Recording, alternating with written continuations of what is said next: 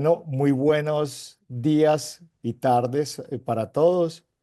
Les quiero pues dar la bienvenida a una nueva edición de Conversaciones a Sorbos. Como saben todos muy bien, este es un escenario que tiene como objetivo, tiene varios objetivos. El primero es, primero, esto es un evento que es parcialmente abierto, pues no lo difundimos de manera masiva en redes sociales. El objetivo principal de Pragma es invitar a personas de primer nivel del sector financiero y del sector de negocios de Latinoamérica para conversar acerca de temas emergentes o temas importantes y reveladores alrededor de la industria y sobre todo para generar comunidad. Es decir, hoy tenemos una importante participación de dos personas maravillosas, Elsie Herrera y María Fernanda Suárez. Y la idea es que ellas también en ediciones posteriores estén como asistentes de tal manera de que bueno, empecemos a formar una comunidad de alto valor alrededor de temas financieros, bancarios, de seguros en la región latinoamericana. El segundo objetivo es pues, brindar conversación entre las panelistas, que los panelistas o los panelistas en este caso se hagan amigas. Donde ustedes dos se hagan amigas, yo ya logré uno de los objetivos principales de este evento. Eh, y que a través de la narración de las experiencias y los aprendizajes a partir del eje de conversación de esta edición de Conversaciones a Sorbos, pues podamos compartir experiencias y aquí no pretendemos vender marcas de nadie ni hablar acerca de ningún proveedor, pues si es del caso, pues se habla de alguna cosa, pero son posiciones sobre mercados, sobre industria, sobre tendencias que nos permitan tanto a los asistentes como a ustedes entablar una conversación suave, relajada y libre. Hay un módulo de preguntas y respuestas. Estamos en la plataforma Zoom. Hay un módulo de preguntas y respuestas para que los diferentes asistentes, en la medida en que vayan viendo algún tema sobre el cual quieran tener alguna opinión adicional de parte de nuestros panelistas, lo puedan hacer. La metodología es que empezamos a conversar y al final dejamos una sesión para preguntas y respuestas. Lo mismo tengo entendido que tenemos habilitado el módulo del chat para el mismo propósito. Le damos la bienvenida. Estoy viendo pues dentro de los asistentes personas de diferentes países de la región, de diferentes países, pues, personas de Centroamérica, personas de Colombia, veo también personas de República Dominicana. Entonces, pues nada, para los dos dominicanos, creo que feliz, buenas tardes. Yo creo que es mediodía ya para los dominicanos. Entonces, pues nada, bienvenidas Elsie y María Fernanda. Arrancamos entonces con una presentación breve de cada una de ustedes dos, en qué rol se están desempeñando, un poquito del background profesional de cada una de ustedes. Y pues nada, gracias por atender esta invitación de conversaciones a sorbos por parte de Prago. Elsie. Hola, buenos días a todos y de verdad me siento honrada por estar en esta sesión. Es primera vez que hago esto, así que téngame paciencia, ¿verdad? Porque no conozco muy bien cómo es la dinámica de estas cosas, pero bueno, mi nombre es Elsie Herrera. Actualmente soy vicepresidenta de tecnología y digital en Banco Mercantil Panamá. Tengo apenas 5 mesecitos en este rol.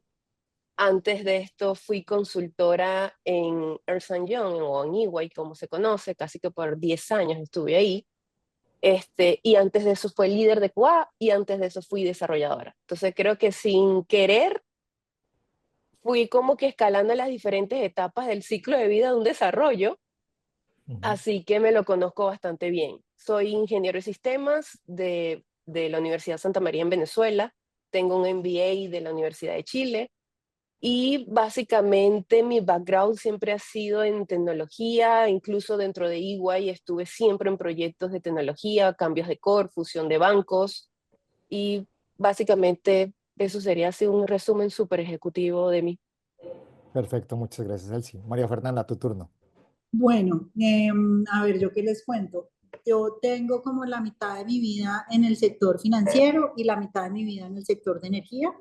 En el sector financiero empecé mi carrera, empecé trabajando en banca internacional, en Bank of America, en Citibank y en ABN AMRO. Y después fui vicepresidenta de inversiones del Fondo de Pensiones Porvenir. Y ahí y tengo la mitad de mi vida en el sector privado y la mitad de mi vida en el sector público. Soy como partida en dos por todas partes. Eh, y en energía, en el sector público, empecé como directora de crédito público y del Tesoro Nacional en el Ministerio de Hacienda. Después estuve en el mundo de la energía, estuve en Ecopetrol, que es la empresa pues, de petróleos más grande de Colombia, y fui vicepresidenta de Estrategia y Finanzas, y en energía también fui ministra de Minas y Energía, y ahora estoy de vuelta, bueno, tuve un paso por Accenture entre el ministerio y el Banco Popular, fui presidenta de Accenture en Colombia, y ahora soy presidenta del Banco Popular en Colombia. Wow. Excelente. Muchas gracias, María Fernanda, por tu generosidad estando aquí con nosotros. Y entremos en materia y empecemos contigo, María. Cuéntanos, mejor dicho, el tema de esta sesión tiene que ver con un tema que es algo que te apasiona a ti, lo hemos visto por las diferentes conversaciones que has tenido en diferentes medios y queremos aprovechar tu participación acá para hablar de la importancia de lo que nos está pasando globalmente, pero también en el contexto latinoamericano se me hace a mí por lo que, pues por la preparación de esta conversación, que de manera muy acelerada en Latinoamérica, en el tema de la inversión de la pirámide, pues y los cambios sociodemográficos de nuestros países. Y la idea es hablar en términos generales de lo que pasa alrededor del tema y el impacto en la industria financiera, que yo creo que no somos conscientes todos de lo que se nos viene. Pues estamos tan ocupados con los problemas de fondeo, o con los problemas de colocación en cada uno de nuestros países, que sí, pues uno sí sabe que hay cosas, pero no somos muy conscientes. Entonces, primero, como una contextualización general alrededor de este reto al que nos estamos enfrentando. Bueno, muy bien. Pues efectivamente, el reto que estamos enfrentando en Latinoamérica es un reto que de alguna manera ya vivió Japón y que vivió también Europa. Y la diferencia con Latinoamérica es la velocidad a la que está sucediendo. Y es una velocidad que tenemos que ver como desde dos aristas, diría yo. Uno, desde la arista de los riesgos que hay, sobre todo desde el punto de vista de políticas públicas, y dos, desde las oportunidades, y ese para mí sería la arista desde el punto de vista de los negocios. Y la tercera diría que es la más importante de todos y es la dimensión personal. Y es cómo nos pensamos nosotros como seres humanos en un mundo en donde vamos a ser muchísimo más longevos. Eh, entonces, al final, desde el punto de vista de los cambios demográficos y la inversión de la pirámide, lo que nosotros estamos viendo es que hay tres fenómenos que están ocurriendo de manera simultánea. El primer fenómeno es la caída en nacimientos. Y por lo menos en el caso de Colombia, pues está cayendo de una manera brutal. La semana pasada tuvimos las noticias, digamos, de las caídas de los nacimientos y están mucho más altos de lo que habían. Para que ustedes se den una orden de magnitud, y en esto de una vez voy a hacer un caveat, yo no les voy a dar cifras exactas, les voy a dar como dimensiones generales para no agobiarlos, pero más o menos en los 70s, una mujer tenía en promedio en Colombia, pues 3 hijos por mujer, era el promedio que había, o 3 hijos por familia. Y hoy en día en Colombia ya estamos en 1.8 hijos por mujer. ¿Qué quiere decir?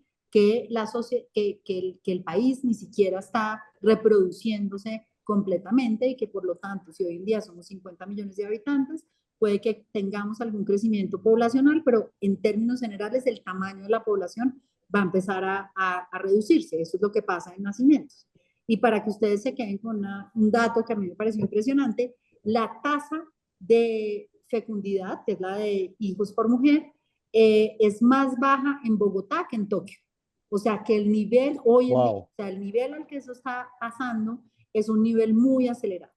Al mismo tiempo, está pasando que por los avances de la medicina, por los avances de la sociedad, por los avances de todas las cosas, la expectativa de vida al nacer ha aumentado de manera significativa. En 1990, y después con mucho gusto a los que estén interesados, les compartimos un informe completo que tiene el Banco Popular, donde habla del mundo y de Colombia y de Latinoamérica. Entonces hay datos, digamos, de Latinoamérica también. La expectativa de vida al nacer en Colombia en 1990 era 68 años. Ya hoy en el 2025 es 76 años. Y lo que estamos viendo es que cuando uno extrapola eso a lo que va a pasar en 2040, pues en 2040, 2035 ya vamos a estar en 80 años.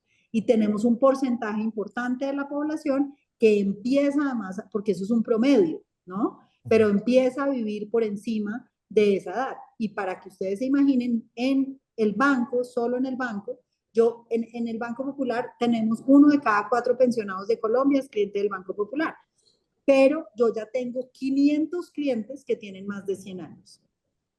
Entonces, 500. si bien 500, si bien y yo soy un banco mediano, entonces cuando veo, digamos, o sea, en Colombia hay cerca de 12.000 personas o alguna cosa así que tienen más de 100 años. Entonces, y eso es importante sobre todo para pensárselo desde el punto de vista de la dimensión humana. Entonces, el primer fenómeno es la caída de nacimientos, el segundo fenómeno es el aumento en la longevidad y el tercer fenómeno, que es un fenómeno particular de Latinoamérica que nos debe a todos preocupar, es el fenómeno migratorio. Los jóvenes están migrando hacia los países desarrollados y eso profundiza mucho más que la pirámide generacional se invierta. Entonces, un par de datos. En el 2024, Colombia, el 30% de la población tiene menos de 19 años, el 30%. Y el 25% tiene más de 50 años. El resto está ahí en esa capa media entre 20 y 50 años.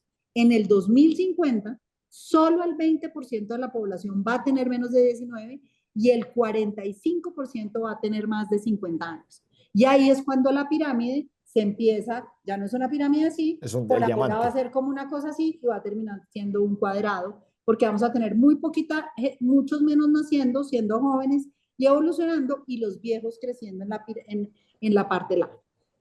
Entonces ese es un poco como el fenómeno, digamos, que me preguntaste tú de la pirámide generacional. No sé si quieres que pare ahí o les cuente de los desafíos de políticas públicas personales y de productos y servicios como tú quieras. Vamos a parar ahí, vamos a darle la palabra a Elsie para que Elsie nos complemente desde la visión centroamericana y de panameña que están viendo. Y muy interesante porque, bueno, Colombia también, pero, pues, pero en Panamá también sucede lo mismo y en Centroamérica el fenómeno migratorio también se está dando con mucha fuerza. Entonces, De hecho. Muchísima fuerza. si quieres, convérsanos de cómo está la perspectiva desde Panamá y Centroamérica alrededor de este asunto de manera general. De hecho, el tema migratorio, Panamá es un país de migrantes. Ujú, Yo soy venezolana, o sea, ujú, aquí hay cualquier cantidad de venezolanos acá, de Colombia también, ujú. República Dominicana, o sea, hay muchos extranjeros en este país. Y sí, o sea, digamos que el volumen de las personas que migran hacia acá son consideradas jóvenes, pues son consideradas de que vienen a hacer la universidad para acá o apenas se acaban de graduar de la universidad para buscar mejor calidad de vida, por ejemplo, hablando de los venezolanos, ¿no? Situación país de lo que está pasando ahorita. Entonces, en Centroamérica pasa mucho que más bien desde Centroamérica, como dice María Fernanda, más bien se vayan a países más desarrollados, o sea, quizás sobre todo Guatemala, Honduras, El Salvador, Nicaragua, son países en donde incluso desde mi vida pasada en Iguay lo veía bastante por temas de la bancarización que se tenían que dar para esos países, la migración era bastante alta. Entonces, ahí creo que el fenómeno de mantener lo que es esa población joven, esa generación Z o esa generación millennial, no sé cuál es la que viene antes, después de la Z, la más chiquita, no recuerdo ahorita, pero ver eso versus los Bloomer y generación X, siento que no solo a nivel de país, sino que a la industria financiera se ha tenido que adecuar a definir productos y servicios que puedan suplir a los dos. Es decir, que alguien de 18 años lo pueda entender así, pero también alguien de 70 años que por primera vez le deje un celular y quiera hacer una transacción, ¿no? Entonces, creo que la tasa, no tengo datos como María Fernanda, super accurate de natalidad y todo eso, pero sí, al menos sí he podido ver el tema migratorio. Eso sí, sí es cierto, e incluso los retos que tienen esas personas de bancarizarse por ser extranjeros y cuáles son esos productos que tú le puedes dar porque llegas a un país y no precisamente tienes un credit scoring para tú poder tener toda la gama del portafolio de lo que ofrece un banco, ¿no?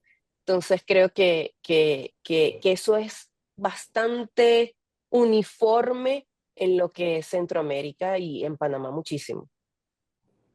Muy bien, gracias, Elsie.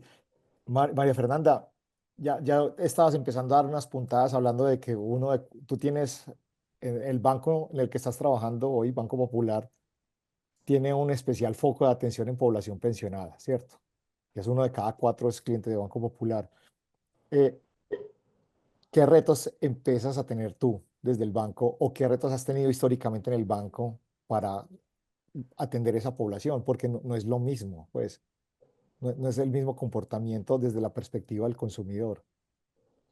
Pues a ver, yo creo que lo que nosotros estamos haciendo es cambiando los paradigmas de lo que significa la economía plateada, porque mucho de lo que pasaba y lo que nos pasa como sociedades hoy en día, y desde la dimensión humana también, y por eso tal vez es importante empezar desde de la dimensión humana, y voy a empezar ahí para terminar en el banco, porque desde ahí fue desde donde concibimos cómo queremos en el banco atender la economía plateada. Cuando uno llega a los 50 años y está como la famosa como crisis de la mitad de la vida, o simplemente la mitad de la vida y punto. Y uno piensa cuando estábamos en los 20 años y uno estaba en la universidad, pues a una persona de 50 años o de 70 años le parece, o sea, el de 50 le parecía un viejo, y el de 70 pues le parecía que ya el reloj le estaba aquí contando las horas.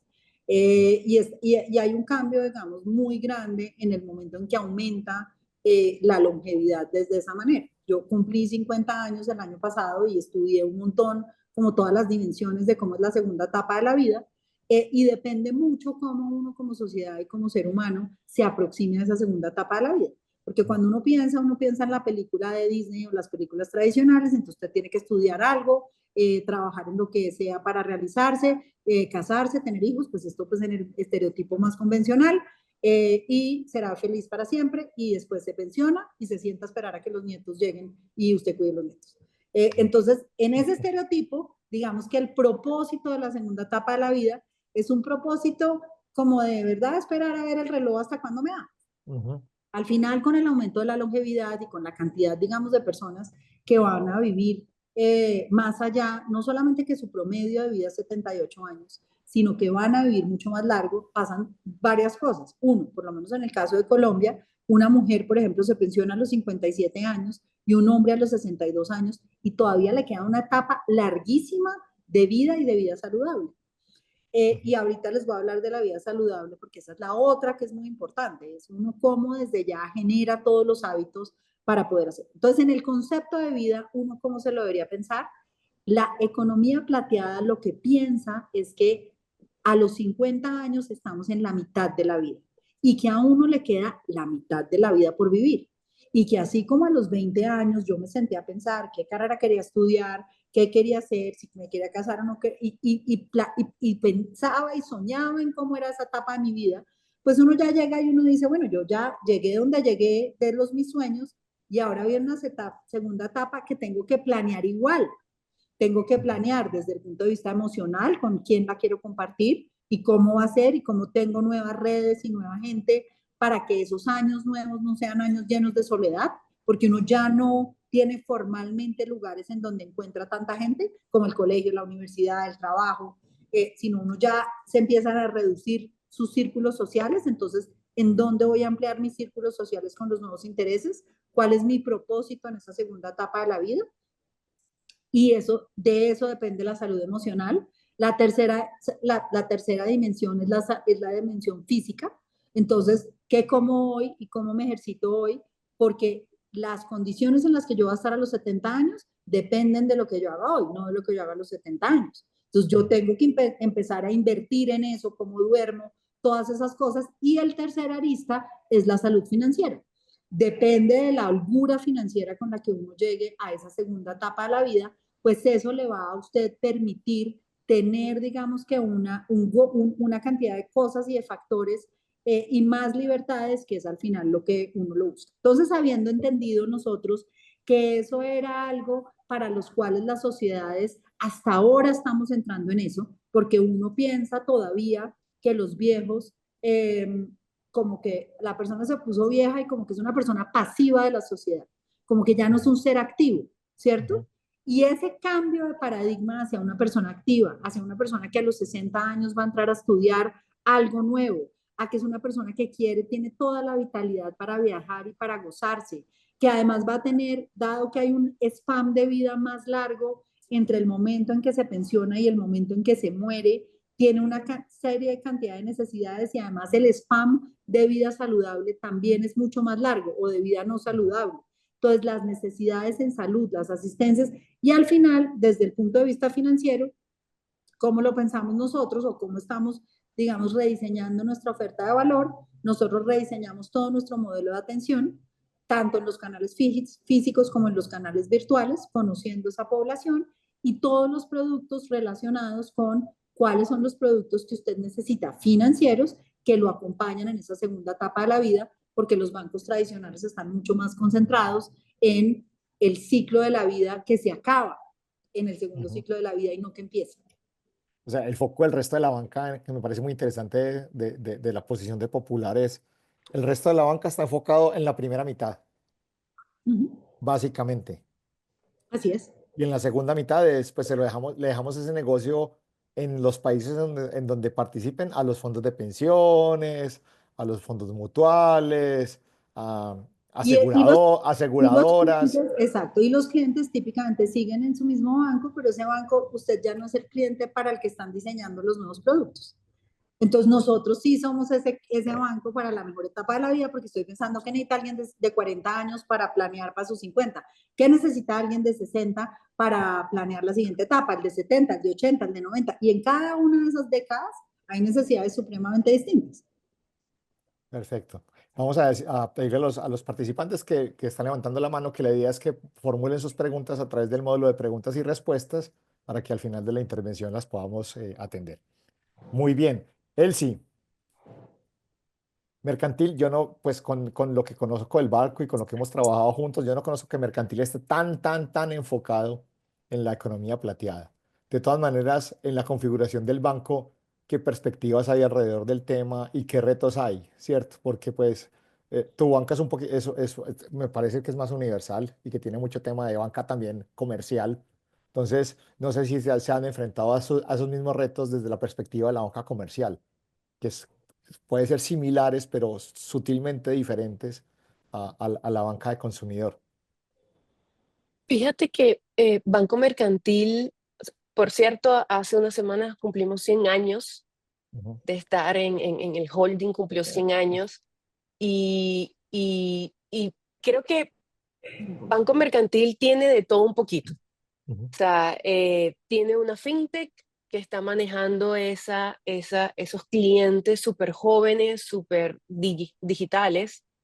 Tiene aseguradoras en donde ahí, digamos, puede atender a esa población plateada, como dicen, pero a su vez también tiene el grueso, tanto con persona natural como persona jurídica, ¿no? Entonces, como que yo digo que tiene los diferentes sabores y, y para nosotros ha sido un reto y quizás voy a hablar desde mi perspectiva o de mi de dolor como vicepresidente de tecnología, en la que debemos tener esos aplicativos o esas tecnologías que puedan cubrir absolutamente toda la gama.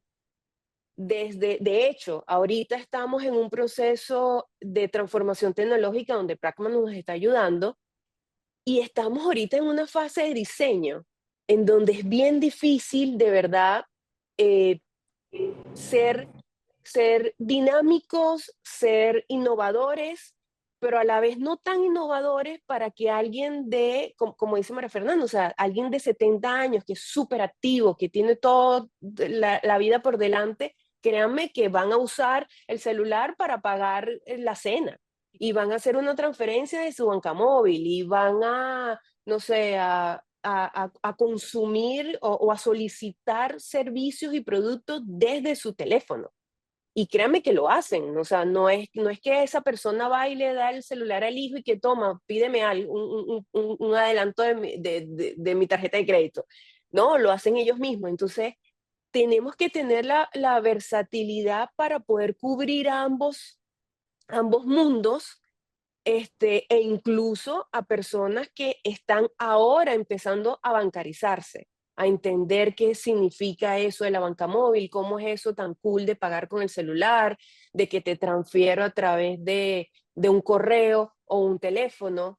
Entonces, la verdad es que en ese sentido, el diseño mismo, la experiencia que debes tener, al menos desde el banco mercantil, tenemos que cubrirlo a todo. O sea, entonces eso nos obliga a tener una omnicanalidad y a tener una hiperpersonalización de las cosas, porque siguen habiendo personas que lo que prefieren es ir a la sucursal y que un humano lo atienda, pero cada vez nos exigen más la digitalización, de que tú puedas empezar un trámite desde el onboarding de tu celular, pero que vayas a la banca en línea y sigas y veas cómo va el trámite, la evolución de tu trámite, y que llames al call center y le digas, mira, pero es que ya tienes 3 días ahí, la persona ya sepa de qué estás haciendo.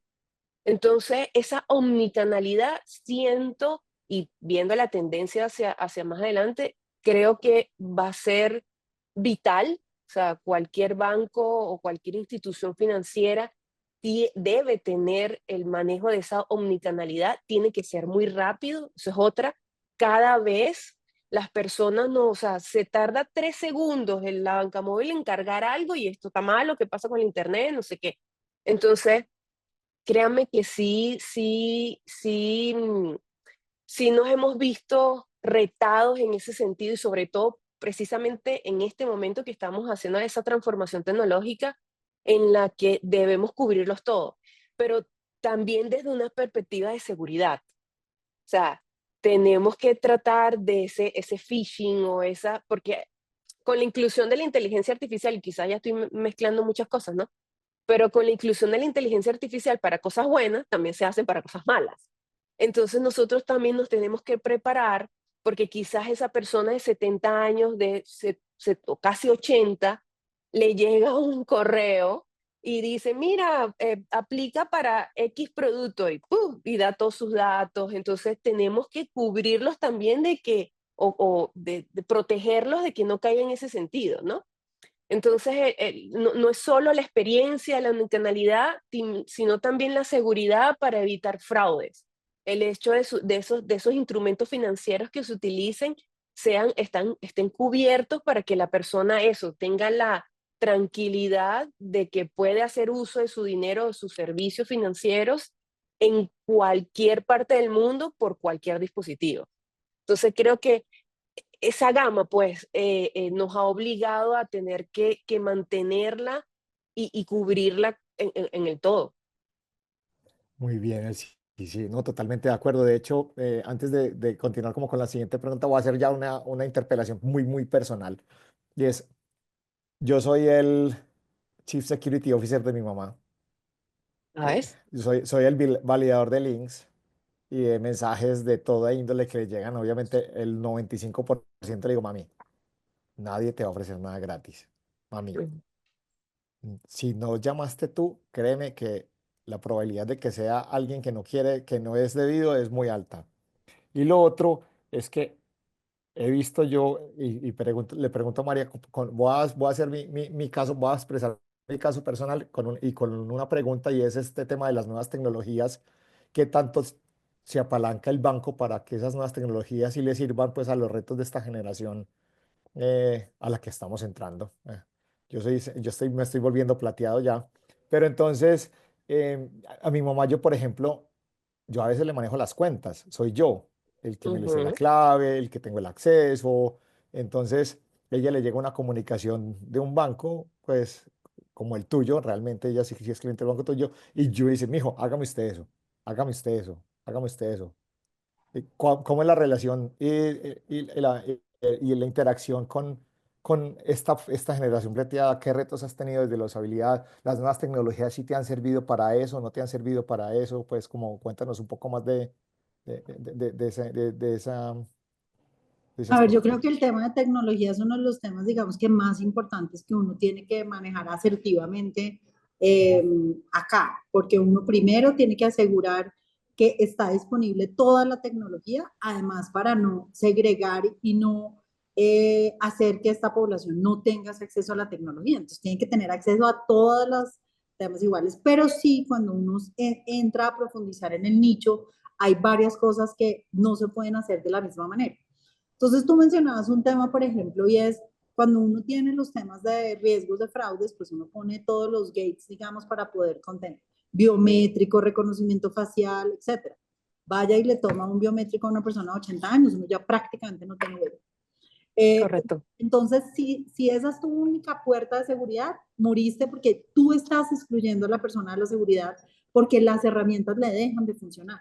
Y para ellos tampoco es tan, digamos, tan natural que le pida una cámara y haga así, así, así para que le coja bien la cosa y dicen, no, pero ¿cómo así? O sea, entonces nosotros que estamos haciendo una experiencia en donde está toda la tecnología, tenemos todo el reconocimiento facial, reconocimiento biométrico, todas las cosas, pero siempre tenemos un acompañamiento personal. Igual lo que pasa con chatbots o lo que pasa con robots, digamos, telefónicos. Entonces, algo de lo que estamos haciendo es en el banco siempre pueden conectarse con un humano en un punto y en las oficinas tenemos un asistente que se llama el asistente Mijo, porque en Colombia, bueno, en muchos países de Latinoamérica le dicen, mijo, tráigame la impresora, mijo, cómo se conectan los Exacto. chips, mijo, tal cosa. Entonces nosotros tenemos el asistente mijo en la oficina que acompaña a la gente a hacer todo ese proceso para que tengan toda esa autonomía.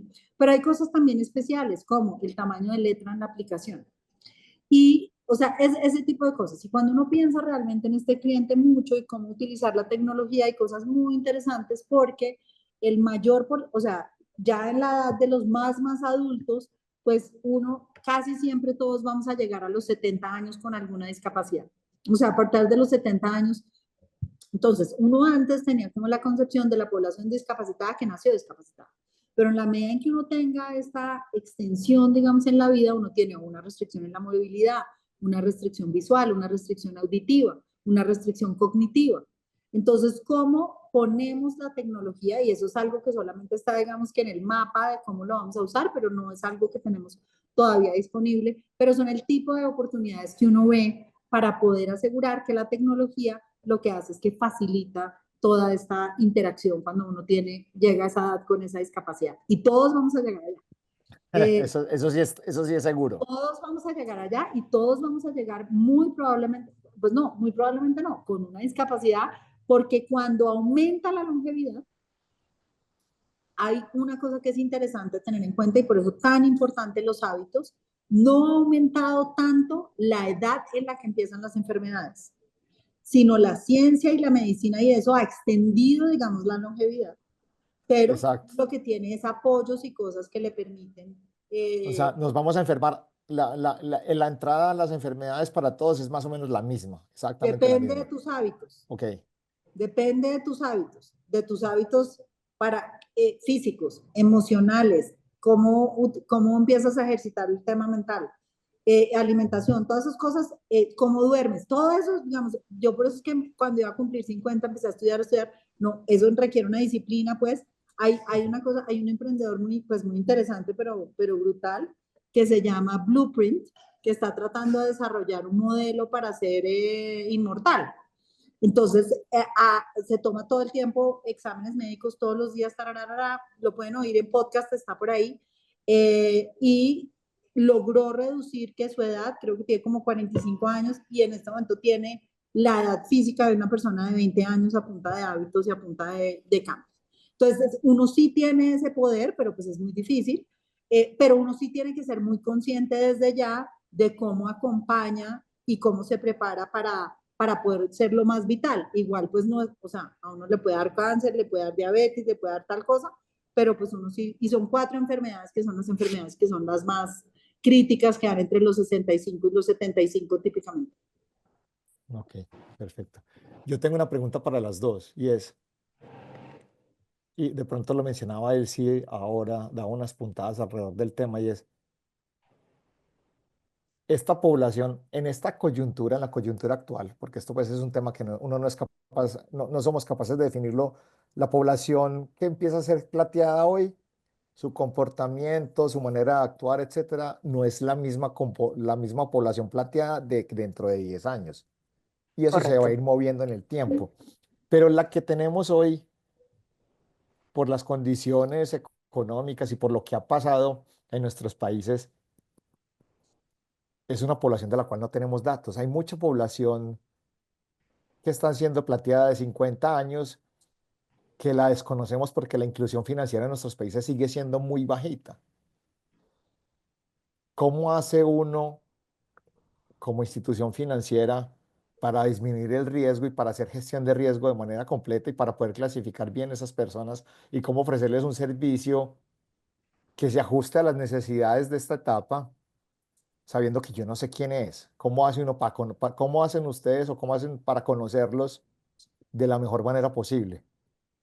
Entonces, pues no sé, Bien, Elsie, María. dale, Elsie, si quieres. Ok, vale. Por lo menos de nuestro lado, creo que el tema de la captura de los datos, ¿no? La gestión, el gobierno, la calidad de los datos que se puedan ir recogiendo, porque sobre todo en Centroamérica hay una, y sorprendería, lo que pasa es que no tengo el número exacto, pero sorprendería la cantidad de personas no bancarizadas. Entonces, el uso del efectivo, eso es lo que ellos conocen y ya, o sea, la tecnología más grande o a la que ellos se enfrentan al banco es el cajero automático. Entonces, la persona en la caja que va a cobrar un chequecito o llenar el slip para hacer un depósito o un retiro, ¿no? Entonces, sí, ahí va a ser muy difícil eh, eh, conocer los comportamientos, pero con la analítica o las herramientas que hay hoy en día de la analítica, en donde tú puedes determinar el comportamiento de cada persona, o sea, tú puedes tener, o sea, la persona que no está bancarizada, bueno, ahí sí ya no podemos hacer más nada, ¿no? Pero la que está bancarizada, pero no hace uso, porque puede ser una persona bastante mayor, tú puedes identificar con la analítica cómo es su comportamiento. O sea, esto es una persona que solo lo único que hace es que recibe un dinero y lo saca por cajero, más nada. No tiene banca en línea, no tiene banca móvil, o sea, no tiene un producto, solo tiene cuentas. Entonces tú lo único que ves es un movimiento de 15 y último, retiros de cajero o de caja, por ejemplo. Pero puedes tener por otro lado a la persona que tiene un préstamo personal, un préstamo de auto, un préstamo hipoteca, tiene sus cuentas, tiene tarjetas de crédito y puedes a través de la analítica del comportamiento de esa persona identificar cuáles pudieran ser nuevos productos o servicios que tú le puedas ofrecer, ¿sabes?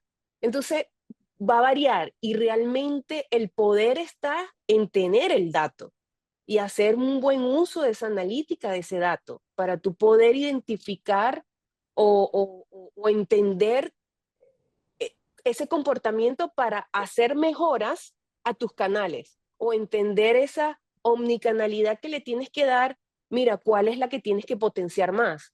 Porque por lo menos, aquí, al menos en Banco Mercantil, las sucursales cada vez van menos personas porque le estamos dando más servicios o más oportunidades de gestionar sus productos a través de canales digitales. Entonces, vienen menos personas a las sucursales. Y creo que también es una tendencia, y voy a hablar un poquito de Panamá específicamente, con el tema de pagos a través de correos o teléfonos o a través de las billeteras digitales a través de los celulares. Entonces, el uso del efectivo, incluso en el país, tú lo ves menos, claro, obviamente si te vas al interior del país ya es otra historia, ¿no? Pero en lo que es la ciudad de Panamá, hay cajeros en donde más bien se están retirando, ya hay menos cajeros automáticos. Las mismas sucursales que antes tenían 3 cajeros automáticos ahora tienen uno. Entonces, o ya los quitaron, o van cerrando las sucursales. Entonces, eso sí se ha podido ver precisamente por la cantidad de instrumentos en los que tú puedes hacer gestión de tus servicios, ¿no? De tus productos, perdón.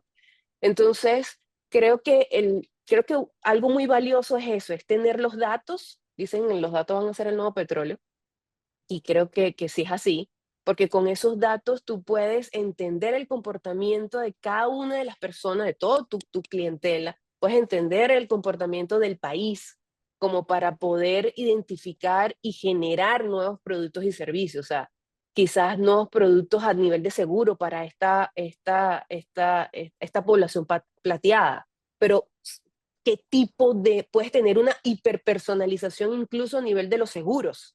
No es el típico seguro de que tal, te cubro tanto, tanto de hospitalización, tanto de emergencia. Puede ser que por tu calidad de vida y por tu comportamiento transaccional, cuando veo que pagas el gimnasio y compras productos en tiendas de salud, te puedo crear incluso un tipo de seguro específico. No sé, gente que hace bicicleta, gente que hace, no sé, algún otro deporte que, ¿sabes? Es que teniendo el dato tú puedes, mira, crearte cualquier gama en el mismo producto y personalizarlo. Ujú, perfecto, muy bien. María, ¿tú cómo ves el tema de tu lado? Bueno, y había ahí una pregunta de la audiencia que nosotros cómo hacíamos para tomar datos de eso. Pues la verdad nos hemos centrado a estudiar y a buscar fuentes de información externas. Hay muchas cosas, hemos trabajado solo para Colombia, pero hemos trabajado como desde varias dimensiones y creo que parte del arte de nosotros es coger toda esa data, primero cruzar la data, cogerlo como desde el punto de vista del entendimiento y por eso empiezo desde el entendimiento como de las dimensiones humanas y ya después eso cómo se traduce en comportamientos. Entonces hemos estudiado temas desde el punto de vista de su comportamiento financiero. Hay un estudio de la banca de las oportunidades sobre el comportamiento financiero que es bastante completo, tiene los datos, por ejemplo, de cómo realizan el ahorro y para que ustedes se impacten el 70% de esta población ahorra en efectivo todavía. Y es lo que creen. Y ahí usted Lo que llamamos en Colombia el colchón. colchón. Pero, por ejemplo, y esos son como, tú preguntabas antes, Gregorio, ¿qué cosas van a cambiar? Bueno, yo creo que esas son las cosas que van a cambiar.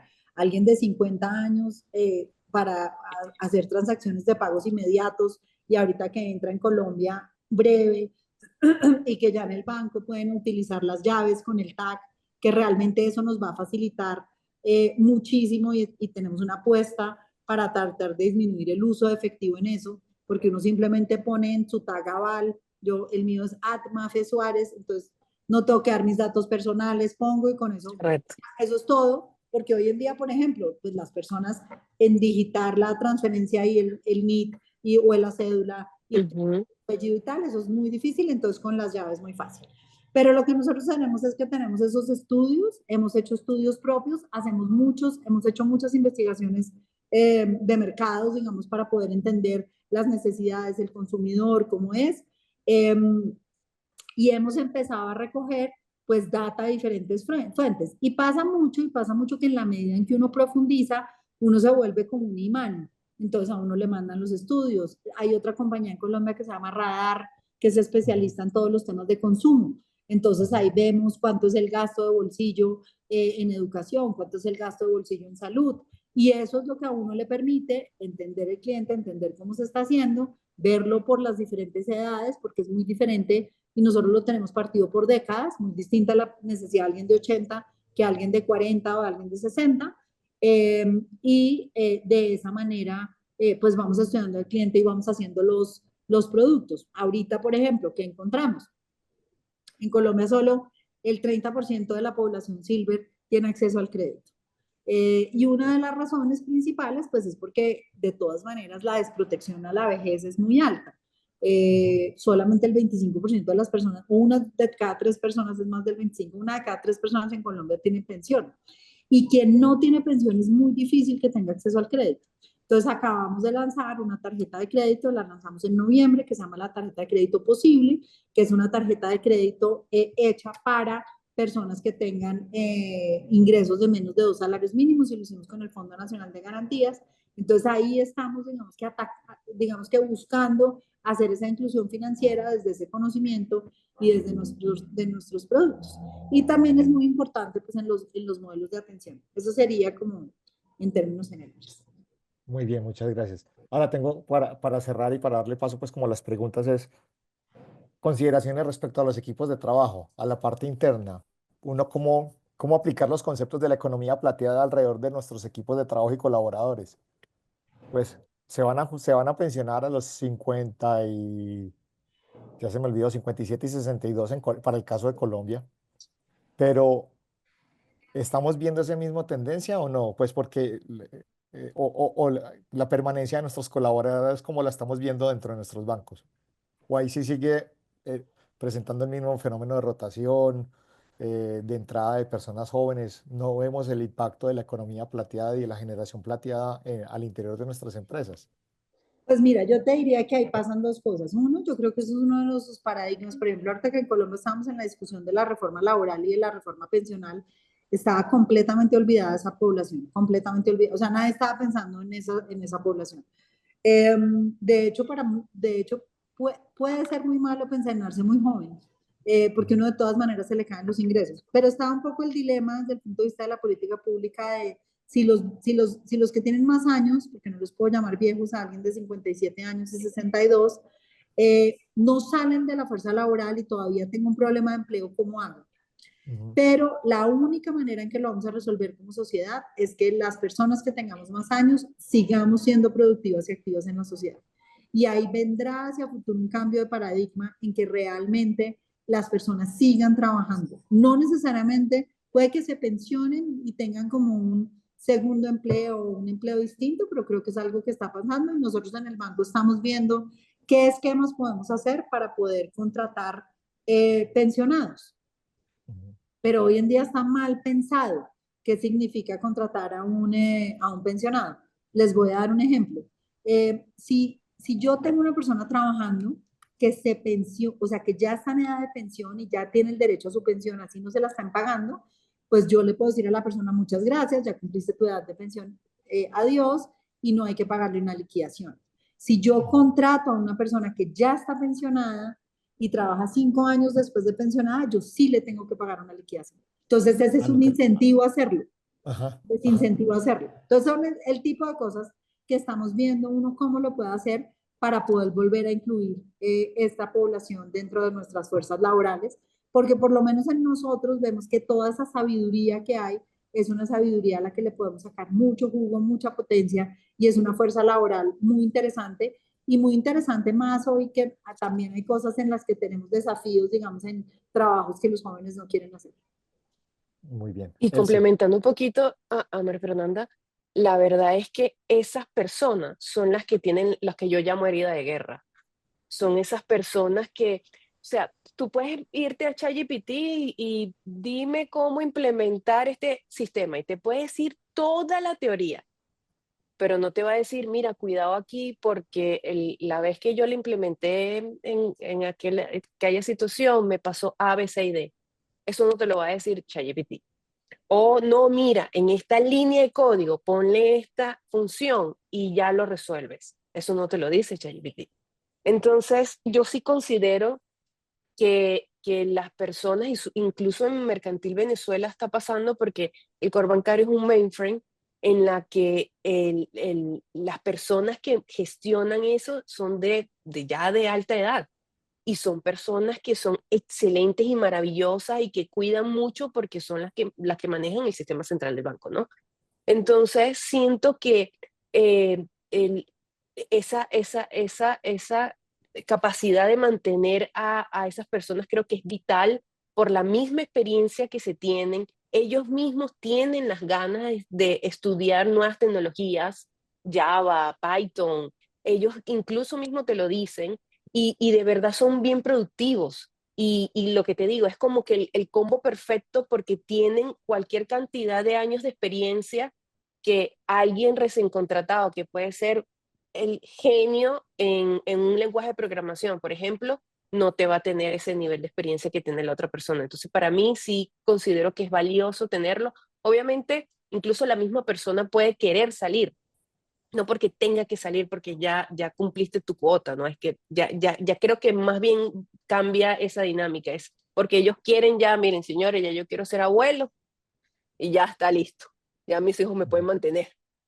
Pero por otro lado, son ellos los que piden hacer eso, porque de verdad que son una población súper valiosa y súper nutritiva a la hora de resolver problemas o de implementar nuevas tecnologías. La verdad que sí. Perfecto, muy bien, muchas gracias. Vamos a pasar entonces a invitar a las personas de la audiencia que quieran hacer preguntas, por favor que lo hagan a través del módulo de preguntas y respuestas, o si quieren que les demos la palabra para hacer algún comentario, por favor, me colaboran Daniel y Luisa, si alguien tiene esa intención. Por ahora, de las preguntas que nos han formulado a través de la plataforma, hay una primera acerca de cuál es el reto principal en términos de canales de atención, si se fortalece el online o pasa con el offline, siempre está como esa disyuntiva en que el mundo va hacia lo digital, pero el mundo offline sigue existiendo. El mundo offline genera una capilaridad, sobre todo, digo yo, desde tratando de responder algo, y es que pues las capacidades de la infraestructura tecnológica y de conectividad todavía tienen vacíos en nuestros países y eso genera unos retos para que, yo no sé, para que lo digital llegue hasta el último rincón, no sé, a Bocas del Toro o al Putumayo, pues, o cualquiera de nuestros países, zonas rurales de los países. Entonces, ¿qué consideraciones alrededor de ese tema?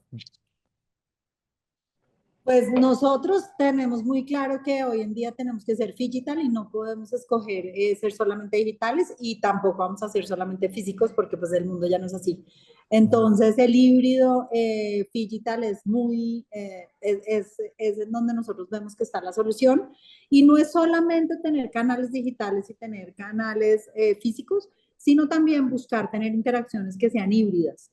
Entonces, el asistente Mi Hijo, por ejemplo, parte de lo que estamos buscando evolucionar es que usted pueda llegar y tener un asistente Mi Hijo, que es la manera como usted llega también a irse acomodando a la tecnología, que está un humano, que usted puede tocar de carne y hueso, pero después también puede entrar y hay otro asistente Mi Hijo que usted se mete por un iPad y hay una persona hablándole, pero ya está, digamos que digital.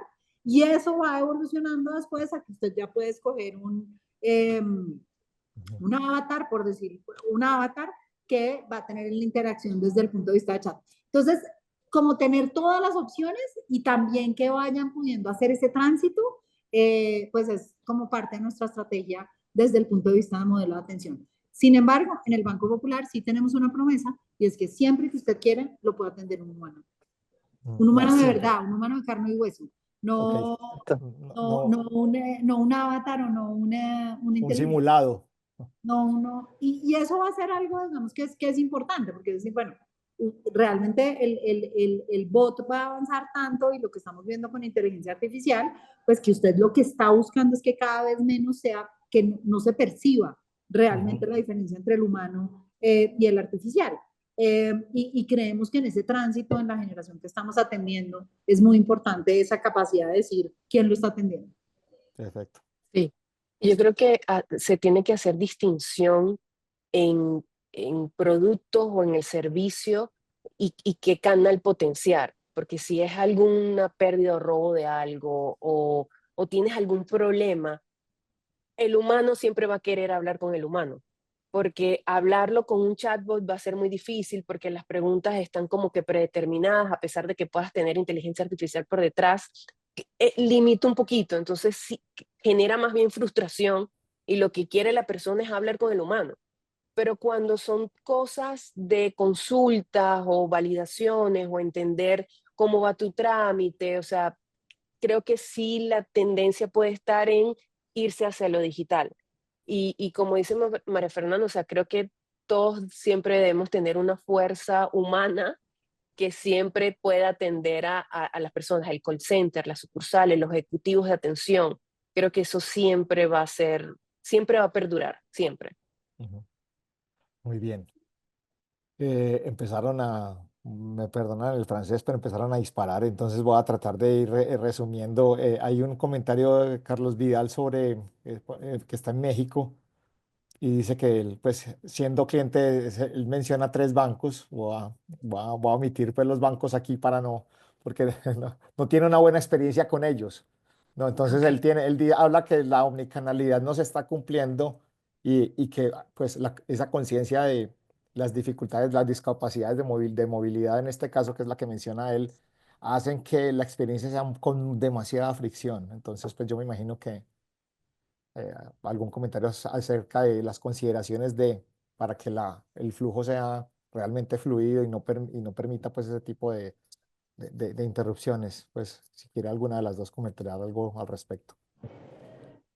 No, yo creo que ahí mencionan un tema que es muy válido y que yo creo que es un dolor que es difícil que hay que solucionar y que no creo que está tan solucionado, y es el tema de que los bancos hemos concentrado mucho en que los canales funcionen para transaccionalidad y etcétera, pero cuando es el momento de PQRs, de resolver un problema y eso, no es fácil resolver un problema de manera online y casi siempre tenemos que hacer desborde a canales Oficina. humanos o terminamos en oficinas y eso, porque Operaciones.